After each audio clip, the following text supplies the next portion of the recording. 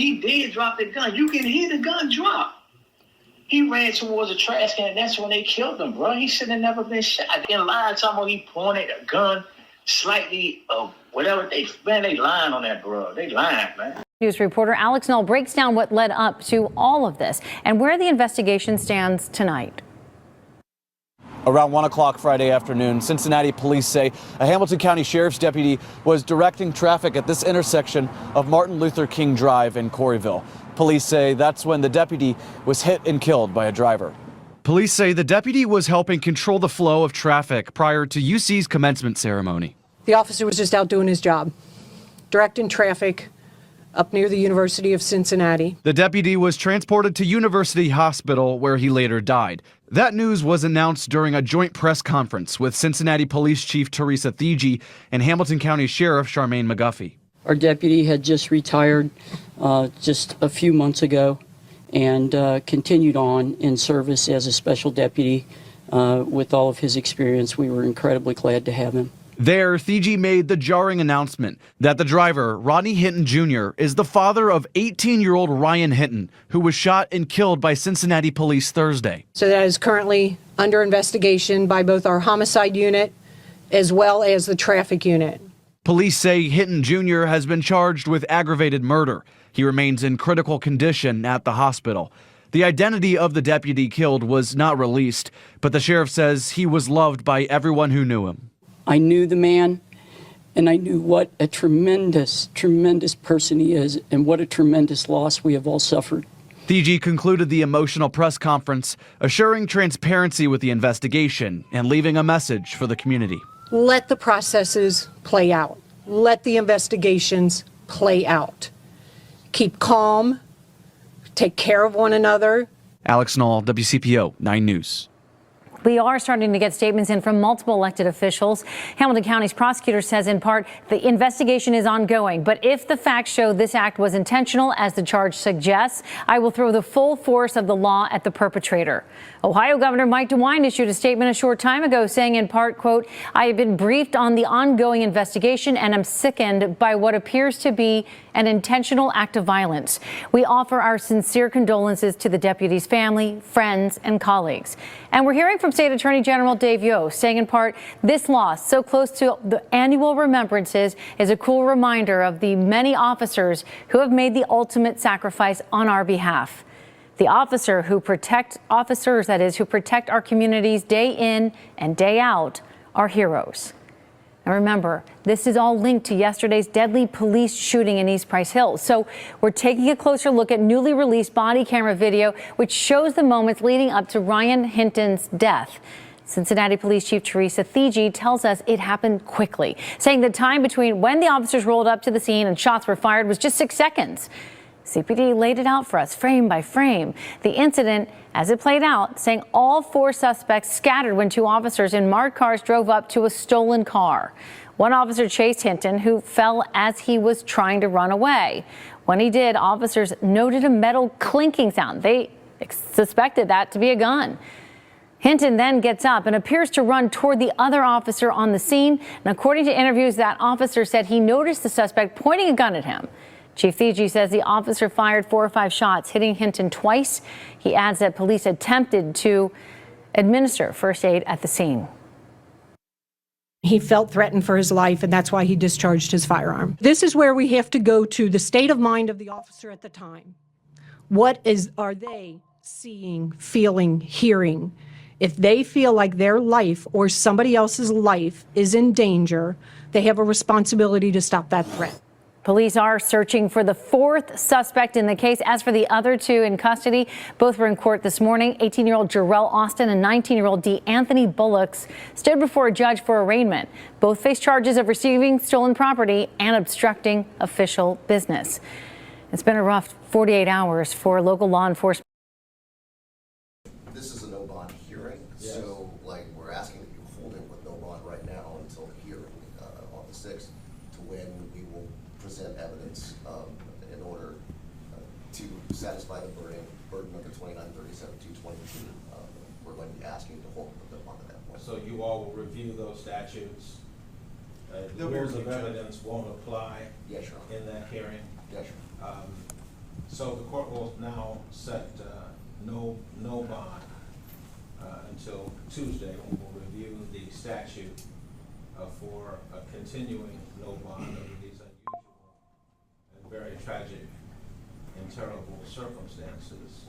Where will the defendant be housed, and will he be safe? And I ask that because he was transferred, as I understand it, to Clermont County yesterday. That's correct. On my order. That's correct. And will he be returned to Clermont County until Tuesday? It's our understanding he will be returned to Clermont And County. you have a safe environment for him there in Clermont County? Yes, sir. You'll return him on Tuesday, May the 6th at 8:30 a.m. for a hearing at 9 o'clock in the morning? Yes, sir. All right, thank you. Your Honor, for the record, we'd ask the court to put a bond on him now, but we understand that it's not a bond period for us. All right, no bond. Thank you. Thank you. Well, we can hold him at no bond for 72 hours, is Yes. that right? That's correct. Thank you. All right, thank you so much. Top of the morning, man. Top of the morning. You know who it is, who it should be, man. AKA J Cass, better known now as who? Trucker J. Let's get into it. You seen what I presented to you folks, man. When is it a time to unalive? If this was your son, what would you do? Now, that's why I put that part of the clip where the guy said he was an eyewitness. That boy didn't point no gun at the officers, which I believe that too. He did. In his right mind, he not gonna point, because automatically, them folk wanna unalive you. They waiting for the reason. They itching for that green light to take your life and get away with it. Should he have stayed on the ground when he fell and that gun hit that concrete and made that sound? Yes, he should have stayed right there. He probably would have been alive. But who's to say where he would have been alive? Because if they would have seen the firearm on the ground, would they still have commenced to start shooting at the young man? But one thing I can say, and I'm going to stand on it, was the father acted out of pure passion. Love for his son. He had to watch the video of his son being unalived by a Caucasian officer. We don't know the history of Cincinnati. If you've seen in the background, they only had 2 black cops. We don't know if it's that type of tension where it's racial profiling going on. Yes, was the young man in the wrong? Yes, of course. They in a stolen vehicle. They should have stayed their ass in the vehicle. But if he's running, you don't unalive him, officer. I'm sorry. He wasn't pointing no firearm at you. He was trying to get away. And now the witness said that he didn't even have no gun in his hand. So now that's a toss-up. But I'm standing on this. The father, he acted out of passion. Was it premeditated? Yes. It was premeditated in his mind that they took my son, so I'm going to take one of them out. And the first one that I see that I could get my hand, I could get to, I'm going to do it. And that's why he used his vehicle as a weapon. And in fairness to that officer, was it right? No, because he's innocent. He had nothing to do with that situation. But we still don't know the griminess of the officers in Cincinnati. Because black people are tired. Brown people are tired. So this should be a lesson to those officers. Stop unaliving us. Whenever you get the chance, whenever you use any little excuse to use deadly force, he could have pulled out his taser. Am I wrong? Shock him. Now, if he passed away from being shocked, then that's different. But he automatically wanted to use deadly force. And as a result of that, one of your fellow officers that been on the force, he's retired, he just was there directing traffic, loses his life by a father that lost his marbles. So in this case, eye for an eye. Is it right? No. But we're tired. So maybe the next officer that's in a situation like that will be thinking like, well, if I unalive this kid. Now listen, now if a criminal is really pointing a gun at an officer, then the officer has to do what he has to do. Okay?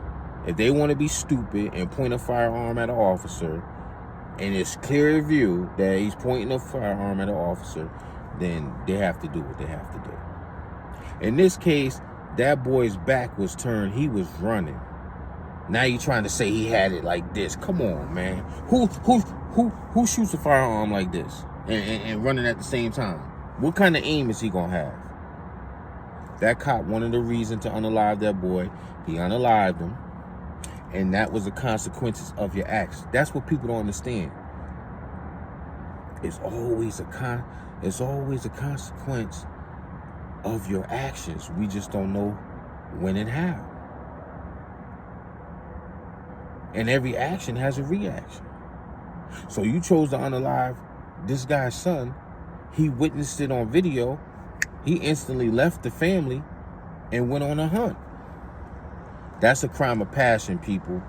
It is not aggravated unalive. It was a crime of passion. He seen his son get slaughtered by a firearm, and he chose to take it upon himself to go after the first officer he seen that was vulnerable. That's all this is. Should he go to jail for life? Yeah, you take a life, you go to jail for life. That's just how the world goes. But it was a crime of passion.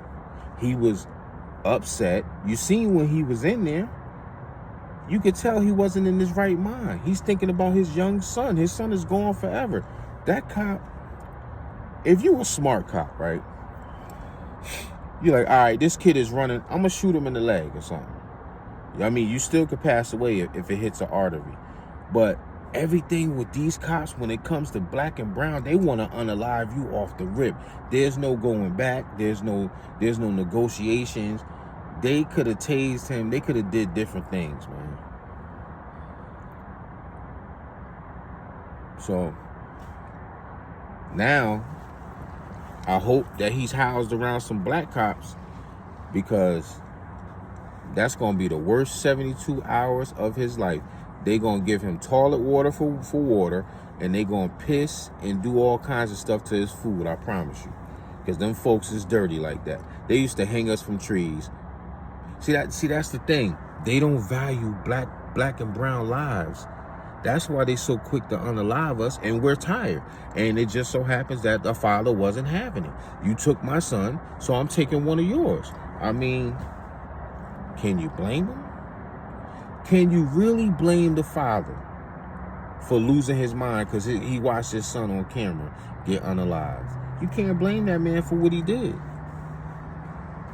I ain't gonna tell you what I would do if somebody unalived my son like that. I wouldn't tell you. I'm not gonna tell you what I would do.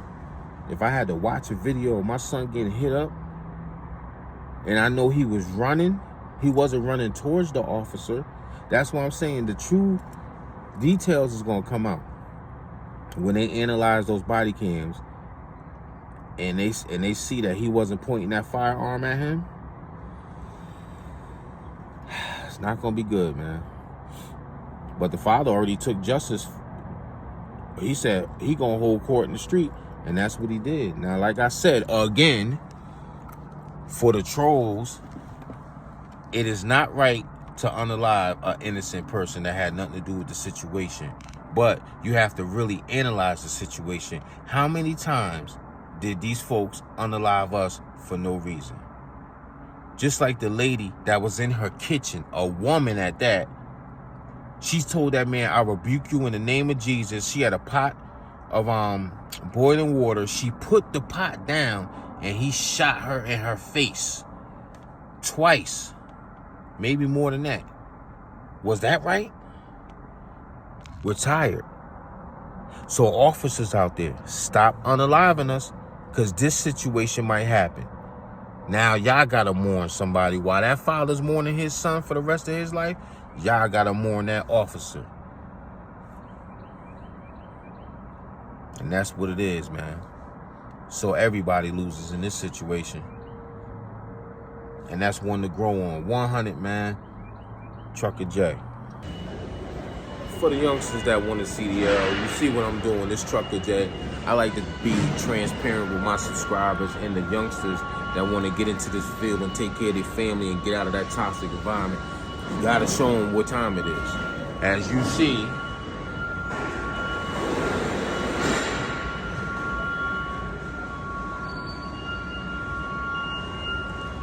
and this is what the trucker doing.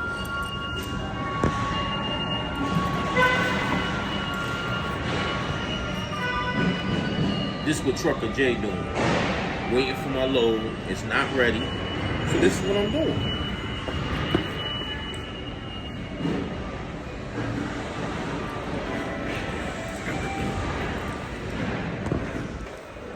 This is what Hassan the Booty Bandit don't show you. This is real. Scrambling and scraping.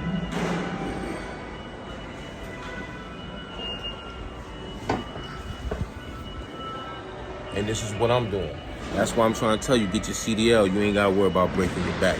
You bring the product to them, and you pick up the product from them. This is what I'm doing for my subscribers, for my youngsters, man. If you're a grown man and you can't figure your life out, that's on you. But I'm trying to help out. You got to wear all this, because this is what Honda wants you to wear. Even though I don't deal with picking parts. This is what they want you to wear when you're in the warehouse. I'm nowhere near that. So you gotta wear long sleeves. I guess if a hair gets inside of the transmission, they could mess up the transmission. I don't know. So they make the employees wear long sleeves. The driver shouldn't have to. Pretty soon I'm not, because like I said, I'm not over there. I'm nowhere near parts. So you know. I don't know. I know I make more than even the ones with the blue vests. 100.